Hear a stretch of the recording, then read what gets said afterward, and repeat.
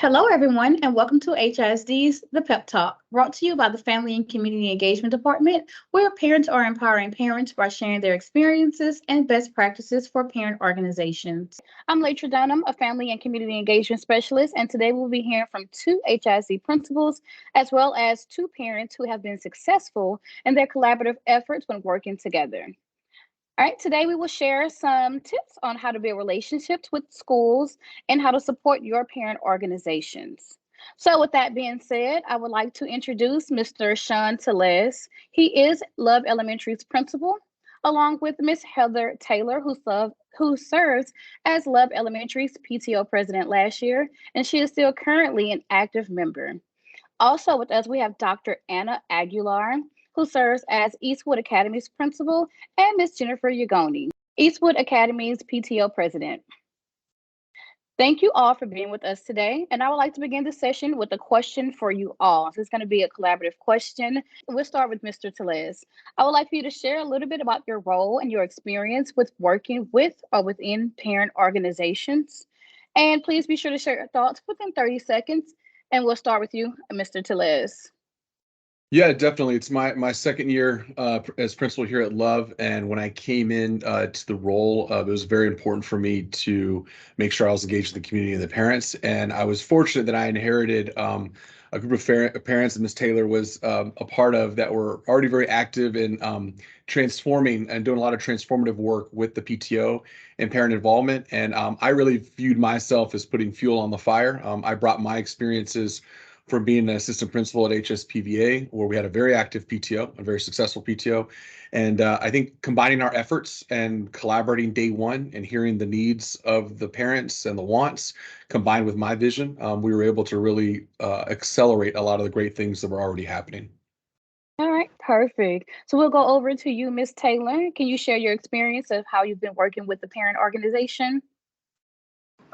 Well, when I started here at Love here at Love Elementary 5 years ago, we were the PTO had been here for a long time, but more as a way to help celebrate like holidays and things like that, and school traditions. But we knew that if we wanted the community to grow, we needed to find a collaborative project to get everybody involved, so that we could help lift up our school.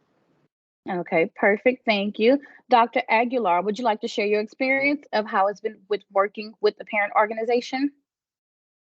Yes, absolutely. So this is also my second year here at Eastwood. I was a principal at another campus previous to coming here.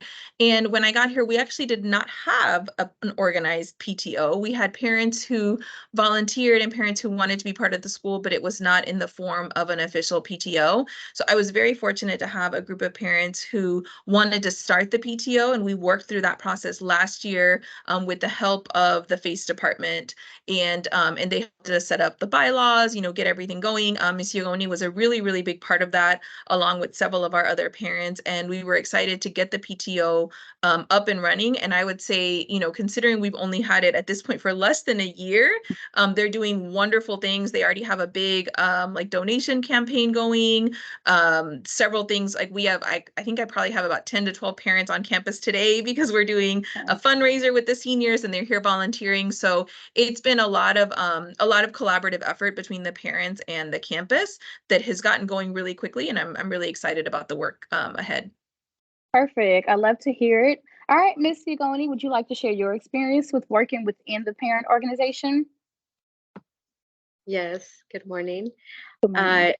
We've had a great experience, like Dr. Aguilar stated, where we're a new organization there at Eastwood Academy, and I'm a sophomore parent. And so last year I had the good fortune to have been recruited by many other great parents who were already actively involved, and said, okay, if we all come together and try to formally organize ourselves instead of just a handful of us uh, trying to do great work volunteering individually, let's collaborate, right? And thanks to your organization, you all helped us with Miss Catalina to get our formal organization started. So it was definitely a collaborative effort, not just one of us, but seeing that, okay, I might be scared to say I'm going to serve as a president, but I know I have the rest of you have my back and we have each other's back to ultimately collaborate with wonderful administrators like Dr. Aguilar, who we all have the best interest at heart of our kids, right, to help serve.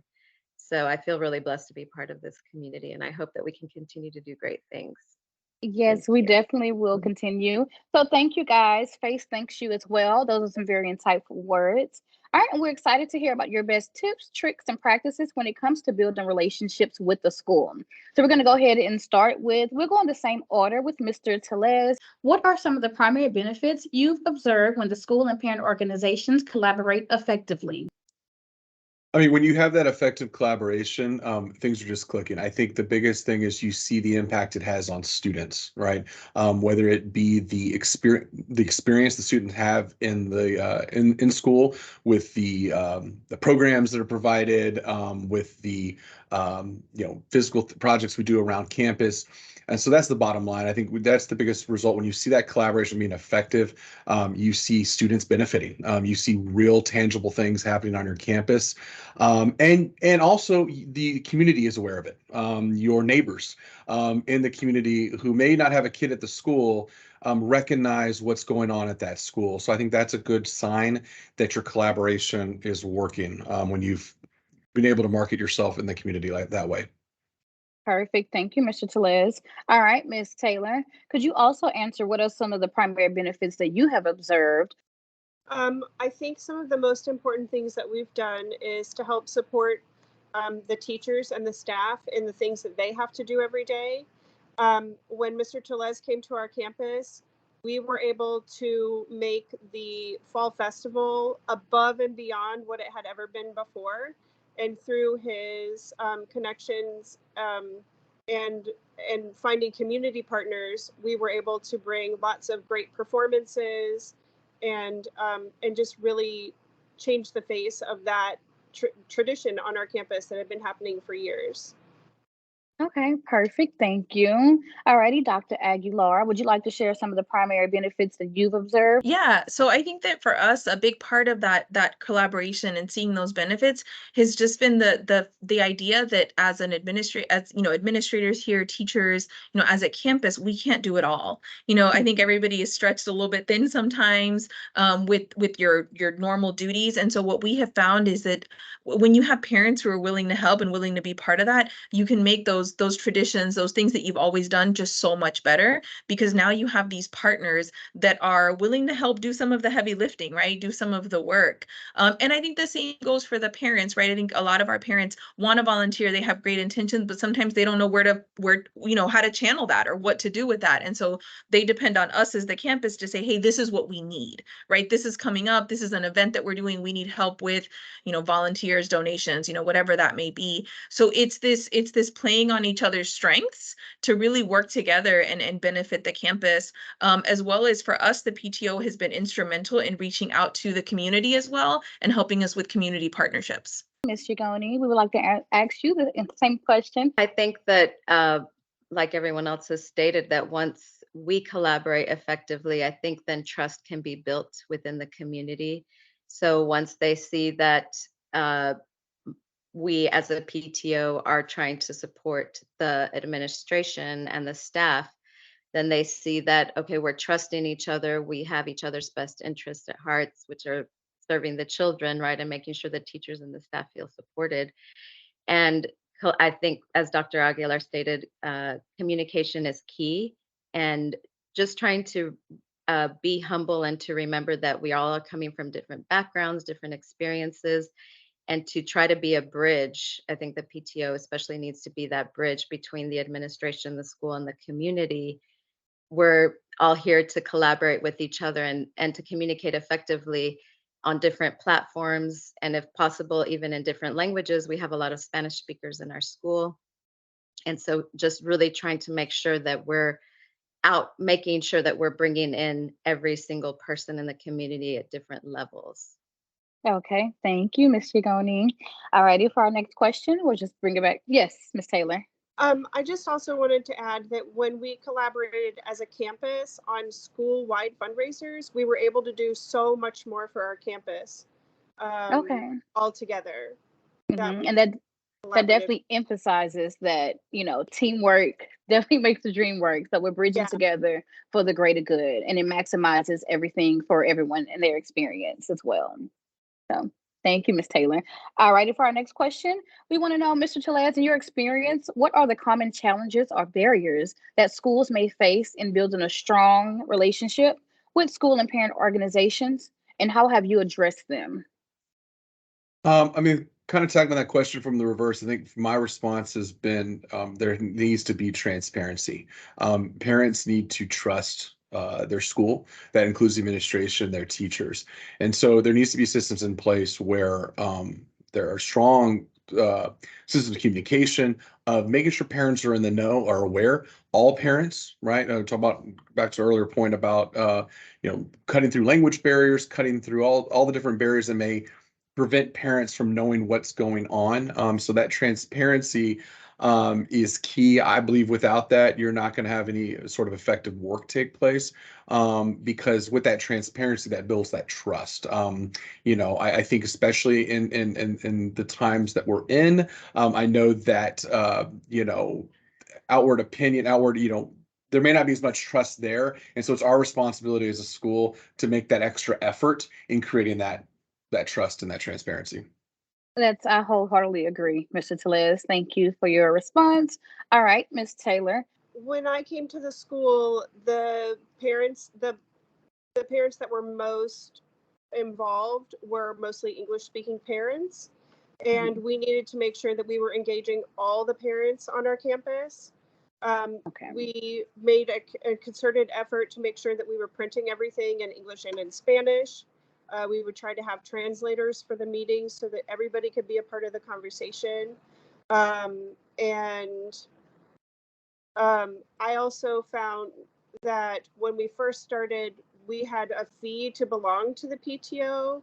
And since we were Title I campus at that time with 85% economically disadvantaged, we just decided to get rid of that even small $5 fee and say, we're a community, everyone belongs here. You don't have to prove that you belong. Okay, perfect. Thank you. Thank you. That sounds very effective. Alrighty, Dr. Aguilar, we'd like to ask you, what are some barriers or challenges that you have faced? Here at Eastwood, one of our challenges has been that it was different for me as well, is it's much harder to get parents involved in the high school level. So we have a lot of parents who are sometimes a little more enthusiastic in elementary school, and then it kind of just wavers a little bit as the kids get older, they become more independent. We don't have to pick kids up from school anymore because they're driving on their own. And so it's just a little harder to make those connections with parents sometimes, and to get them involved.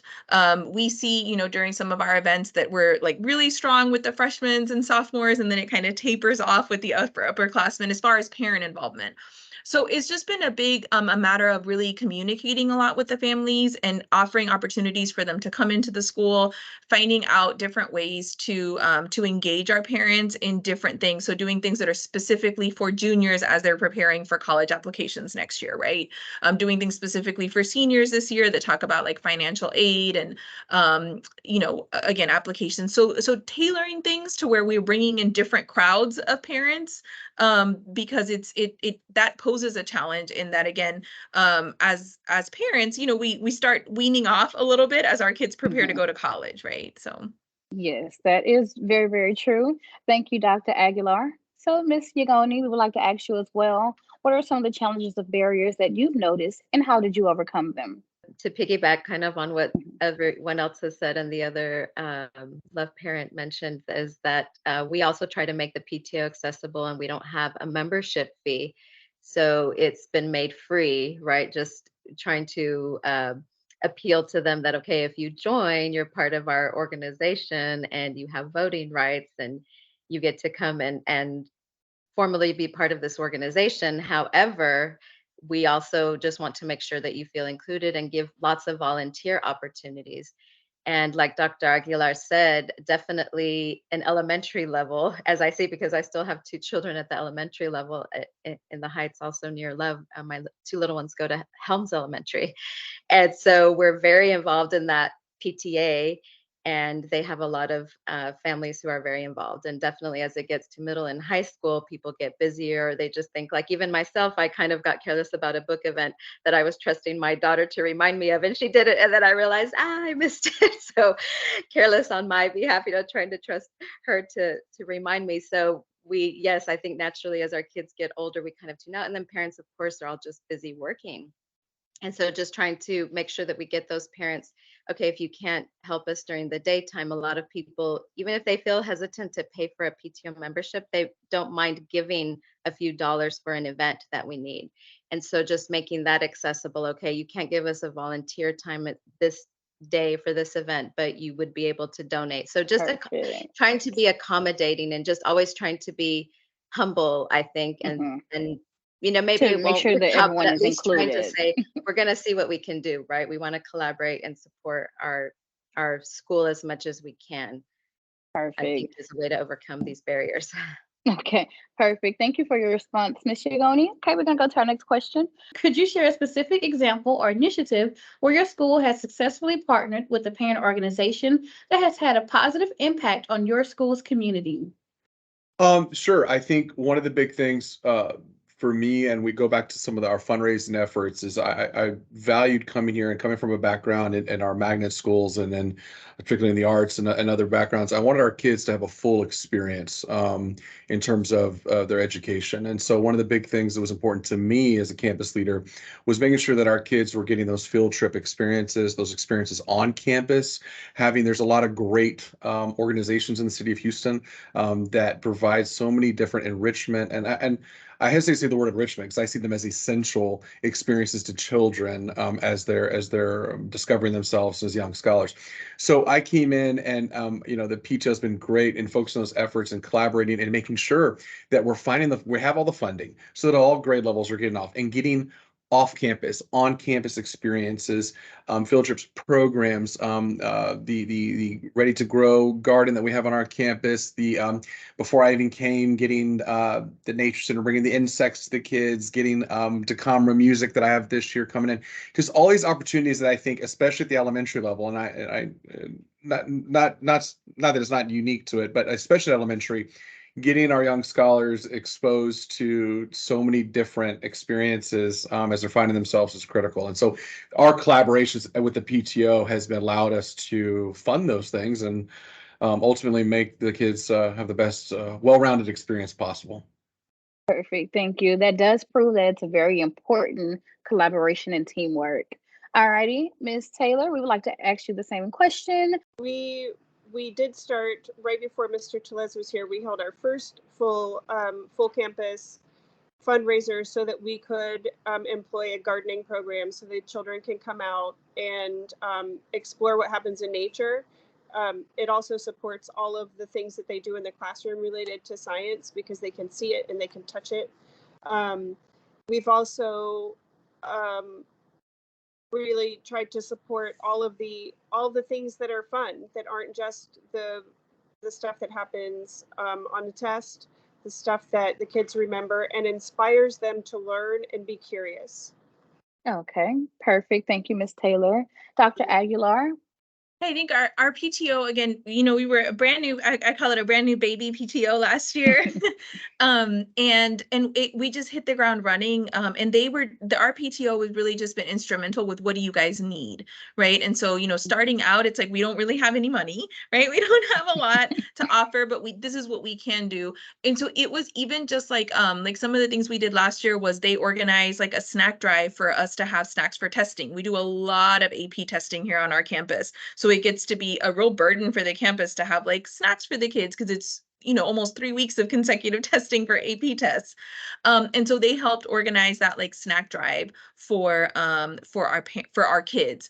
They also helped support us with Teacher Appreciation Week last year. And we made it, I think, the best Teacher Appreciation Week based on what the teachers shared with me that had ever, we had ever had here on campus. They came in and like transformed our whole hallway into this Hollywood Walk of Fame. And they were here every day serving the teachers, whether it was breakfast or lunch. lunch and we had treats, and it was just this, the teachers were just so appreciative, not just of the treats, but of their time, right? Of parents being willing to give their time, and the parents who were here and made that personal thank you, right?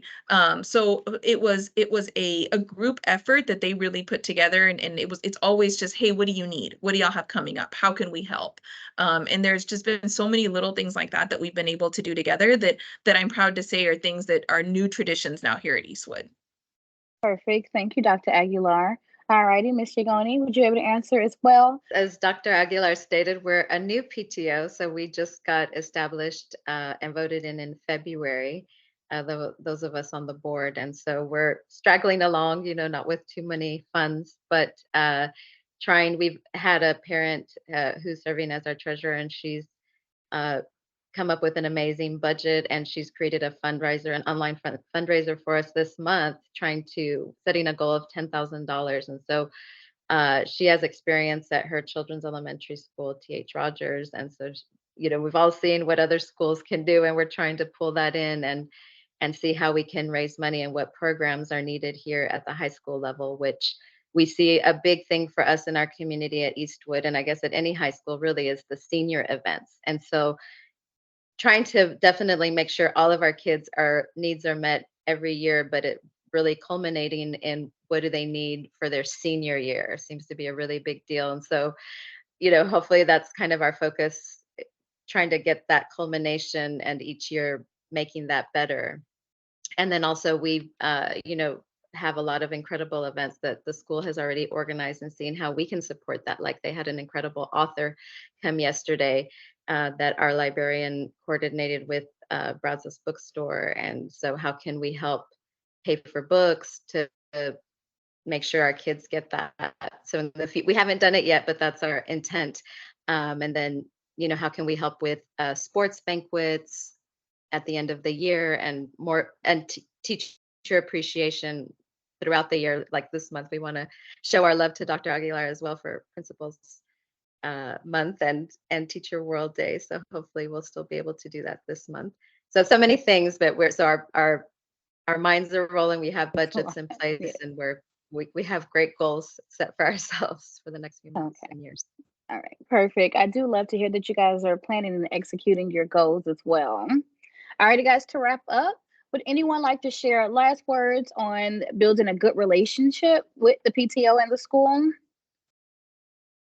I'll just chime in and say that, one of the biggest things, and to the previous point about having parents from other schools, I think it's very important, long-term successful, that no school, although we have our unique needs in our communities and in our schools, we're not in isolation. That there are a lot of organizations, a lot of successful schools throughout the city and here in HISD. I think it's critical that the collaboration, especially when you have new PTOs or a PTO that's reviving itself and changing directions, that you tap into the expertise of schools around you. We're such a diverse school district that you can find someone who has some of the same needs or has gone through at some point the same growing pains or experiences you have. So I think for me, my biggest message to everyone would be to remember that no school is truly in isolation, that we have a great wealth of resources, and our biggest resource is each other. We have some great people with great experiences and parents over there that have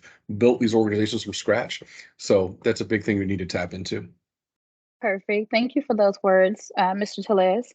All righty. So to kind of wrap it up, we want to thank both schools, Love Elementary as well as Eastwood Academy. We want to thank the parents as well as the admin staff for joining us for our HISD Pep Talk and for sharing your ideas and suggestions. I'm sure other parent organizations will find this information very helpful. So with that being said, we want to remind you guys that you are not alone. The Family and Community Engagement Department is here to support you, and we look forward to working with you, okay? Stay tuned for our next webinar and Pep Talk. As always, remember, you've got this. Thank you. Thank you.